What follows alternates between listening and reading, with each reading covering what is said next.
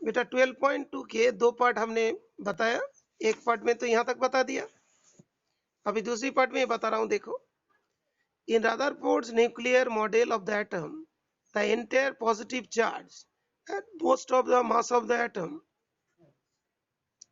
are concentrated in the nucleus with the electron some distance away.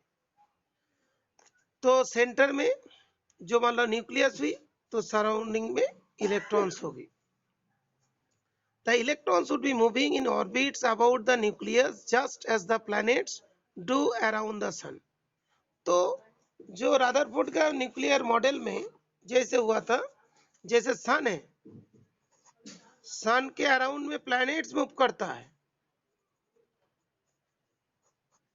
सन के around में planets move करता है, same way nucleus के around में कौन मूव करते? इलेक्ट्रॉन मूव करते हैं। उसके बाद क्या बताया? Rutherford experiment suggested the size of the nucleus to be about 10 to the power minus 15 meter to 10 to the minus 14 meter. कितना लिया था? minus 15 to 10 to the minus 14. From kinetic theory, the size of an atom was just 10 to the power minus 10 meter. तो ये minus 10 और minus 15 तो कितना हुआ? minus 14 minus 10 तो कितना होगा? 10,000 times नहीं तो 1 lakh times larger than the size of the nucleus. तो एटम क्या होता है? न्यूक्लियस के साइज से बहुत ज्यादा लार्जर होते हैं। 11th क्लास में भी हम लोग इसके बारे में पढ़े। Thus, the electrons would seem to be at a distance from the nucleus about 10,000 to 1 lakh times the size of the nucleus itself. Thus, most of the atom is empty space. तो इसके मतलब सब ज्यादा इसमें क्या होता है? Empty space होते हैं। तो कोई क्वेश्चन होता है कि एम्प्टी स्पेस क्यों होता है? इसके वजह से, बिकॉज इसका रेडियस इतना, एटम का रेडियस इतना। Okay, is it clear? Okay, next आगे बढ़ते हैं। With the atom being largely empty space, it is easy to see why most of the alpha particles go right through the metal foil. सीधे सीधे क्यों चला गया था? लेफ्ट से राइट के तरफ क्यों चला गया था mostly particle? Because most of the जगह खाली थी, खाली जगह से तो आसानी से निकल जाएगा।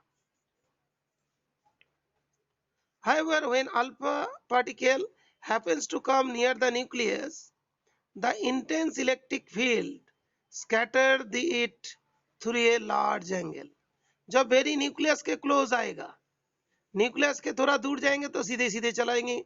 न्यूक्लियस के नजदीक आ गया, जैसे मतलब ये जो अल्फा पार्टिकल न्यूक्लियस के नजदीक आ रहा है तो ऐसे चलेंगे कि ऐसे जाएंगे,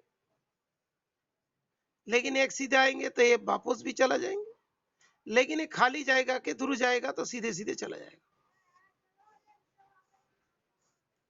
ओके, खाली जाएगा है तो सीधे सीधे चला जाएगा।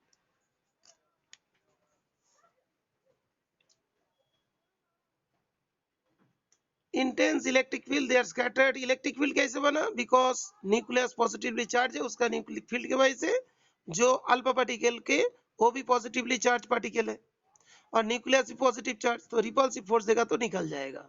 लेकिन न्यूक्लियस से दूर चला जाएंगे तो आराम से राइट की तरफ चला जाएंगे, न्यूक्लियस के नजदीक है तो लेफ्ट की तरफ फिर मोड़ जाएंगे, मोड़ने लगेंगे, डेविएट हो जाएंगे। Scattering data in 12.3 can be analyzed. 12.3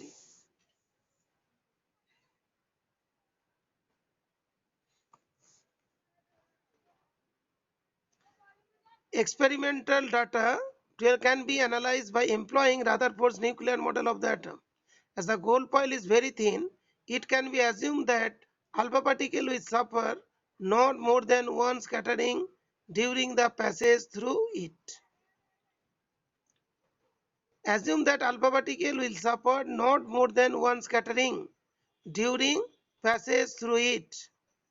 मान लो देखो, एक जो है ना बहुत पतला लिया, लगेगा कि वहां पे एक ही न्यूक्लियस है तो उसको एक ही बार स्कैटरिंग होगी, दो न्यूक्लियस उसी जगह पे हो गया, चिपक के रहे। मोटा लेंगे तो बहुत सारे न्यूक्लियस एक साथ हो जाएगा। और 3 पॉइंट जो लिया गया था उसमें पता चला था कि उसी जगह पे सिर्फ एक ही न्यूक्लियस होगा और उसमें एक ही बार क्या होंगे, कोलिजन होंगे, एक ही बार उसमें स्कैटरिंग होंगे, उसमें बार बार स्कैटरिंग नहीं होगा। मतलब देखो, जैसे कोई न्यूक्लियस है, एटम है, ये भी एटम है, इसमें भी एटम है, इसमें भी एटम, तो इसी टाइप का माना जा रहा है। तो इस जगह भी जो एटम्स है ना, वो इधर से इधर चला गया। वेरी मतलब थिन पार्टिकल है, वहां पे ज्यादा नंबर ऑफ एटम्स नहीं होंगे, और ज्यादा नंबर ऑफ एटम्स नहीं होंगे तो हम लोग मान लेंगे कि उसमें एक ही बार ही स्कैटरिंग हो रहे, बार बार स्कैटरिंग नहीं हो रहे हैं। Is it clear?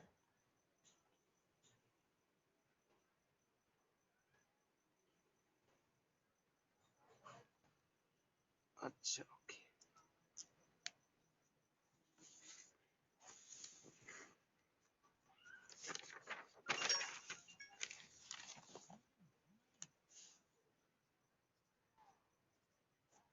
थिन मतलब जो न्यूक्लियस बात है ना, मान लो ये पोर्शंस में मान लो एक ही न्यूक्लियस, मान लो एक ही न्यूक्लियस है।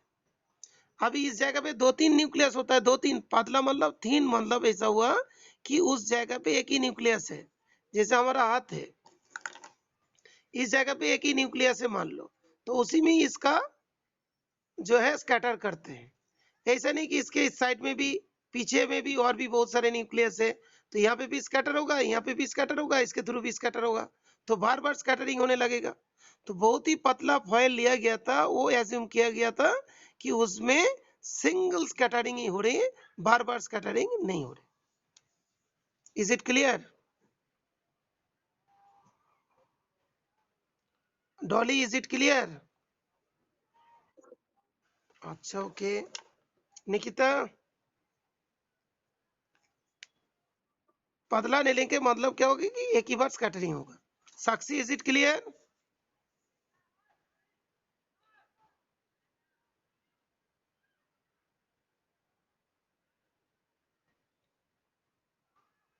साक्षी सुनाई दे रही बेटा? अच्छा ठीक है, मैं थोड़ा आगे बढ़ता हूँ, रिकॉर्ड हो रहा है, बाद में देख लेना इसको।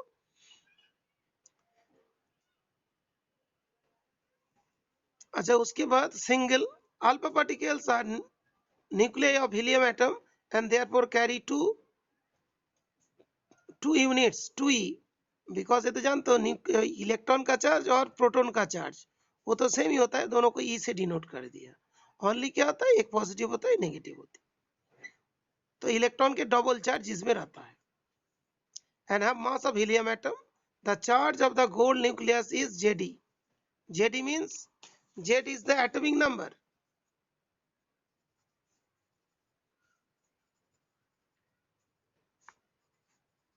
तो कितना प्रोटॉन है? Z नंबर ऑफ प्रोटॉन होगा, तो उसका चार्ज कितना होगा? Jd होगी। जो मान लो गोल्ड जो है, देखो गोल्ड का कितना होता है? 79, तो 79 प्रोटॉन है, तो इसका चार्ज होगा +79e। Is it clear?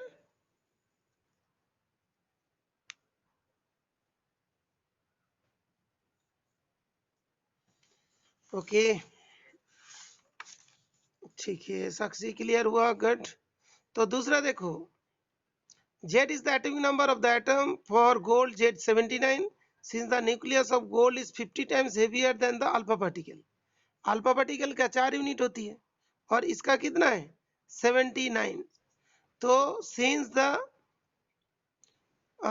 the nucleus of gold is 50 times heavier than the alpha particle, हाँ heavier की बात कर रहा है, फोर्ट दैट इज जो कितना बोल रहे हैं? 50 times heavier than the alpha particle, 50 times. क्योंकि देखो गोल्ड जो होते हैं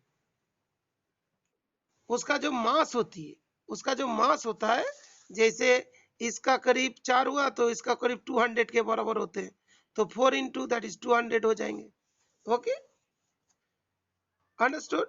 गोल्ड जो है उसका मास बहुत ज्यादा होता है, करीब इसका 50 टाइम्स होती है। 180 अराउंड पहुंच जाएंगे उसके। It is reasonable to assume that it remains stationary throughout the scattering process. बहुत इंपॉर्टेंट है। जो गोल्ड फॉइल का न्यूक्लियस इतनी हेवियर होते हैं तो माना जाता है कि गोल्ड जब मान लो इस टाइप का स्कैटरिंग होती है उसका न्यूक्लियस स्टेशनरी रहते हैं। बहुत इंपॉर्टेंट पॉइंट है।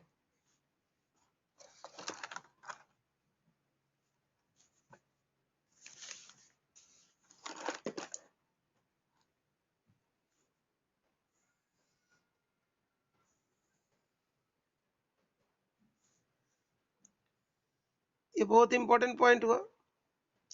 Under this assumption, the trajectory of the alpha particle can be computed employing Newton's second law of motion.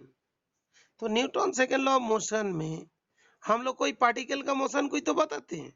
तो यहाँ पे भी क्या है, न्यूक्लियस जो है ना वो एक जगह पे फिक्स है और दूसरा पार्टिकल का मूवमेंट हो रहा है। तो वहाँ पे मूवमेंट में दो चीज होगा, नॉर्मल एक्सेलरेशन होगा, वेलोसिटी होगी, डिस्टेंस होगी। वो तो न्यूटन लॉ से पता चल जाएंगे, F equal to M A. A for acceleration कहाँ से आता है, न्यूटन लॉ से आता है। लेकिन फोर्स कितना लगेगा, फोर्स इतना लग जाएंगे 1/4πε0 Q1 Q2 अपॉन R का स्क्वायर। तो 1/4πε0 Q1 कितना, जो तुम्हारा 2e किसका चार्ज होते हैं, हीलियम की, और इसका कितना होता है 79e, और दोनों के बीच में जो डिस्टेंस। बात क्लियर बेटा। तो बहुत ज्यादा इसमें फोर्स होगा। फोर्स वाला पार्ट किससे आएगा, कूलॉम्स लॉ ऑफ इलेक्ट्रोस्टैटिक्स है। और दूसरा जो है F equal to M A से वहां उसका एक्सीलरेशन आएगा, उसका मूवमेंट होगा, उसके बारे में पता चल जाएंगे between the alpha particle and the positively charge nucleus. ठीक है बेटा। यहाँ पे दिया देखोगे 1/4π2 JD अपॉन आर स्क्वायर, लेकिन इसका वैल्यू ऑलवेज फिक्स नहीं होगा। ये वैल्यू फिक्स्ड नहीं है, इट इज नॉट फिक्स्ड। क्यों, जब अल्फा पार्टिकल इधर है, न्यूक्लियस इधर है, तब आर डिस्टेंस इतना होगा R1 है। फिर क्या होगा, अल्फा पार्टिकल इधर आ गया तो R1 R2 डिस्टेंस हो गया। तो इसमें R का वैल्यू जब तक वो नजदीक जाएगा फोर्स भी क्या होगा, धीरे धीरे बढ़ेगा। तो इसीलिए ये जो वैल्यूज है फोर्स इज नॉट कांस्टेंट। यहाँ पे देखो लिखा है एक जगह पे, the magnitude and direction of force on alpha particle continuously changes at it approaches the nucleus and recedes from away. जब वो दूर जाते हैं और जब नजदीक आते हैं फोर्स का magnitude as well as force का डायरेक्शन में चेंज होती है। जो थोड़ा इधर जा रहा था थोड़ा इधर हो जाएगा, थोड़ा ऐसा हो रहा था थोड़ा ऐसे हो जाएंगे। तो ये जो है ना इसके एकदम डायरेक्शन फिक्स नहीं रहते हैं, ना तो इसका मैग्नीट्यूड फिक्स्ड होती है। बिकॉज जितना वो आगे जाएगा, आगे क्यों जाएगा, काइनेटिक एनर्जी के वजह से। काइनेटिक एनर्जी उसको कहाँ मिला था अल्फा पार्टिकल को, यहाँ पे 5.5 मेगा इलेक्ट्रॉन वोल्ट उसका काइनेटिक एनर्जी थी। R is the distance between alpha particle and the nucleus. The force is directed along the line joining alpha particle and the nucleus. जैसे ही नजदीक जाएंगे अल्फा पार्टिकल का थोड़ा ऊपर नीचे मूवमेंट हो जाएंगे तो तब उसका डायरेक्शन बदल जाएगा, और जितना आर में चेंज आएगी उतना उसका फोर्स का मैग्नीट्यूड में भी चेंज हो जाएगा। Is it clear?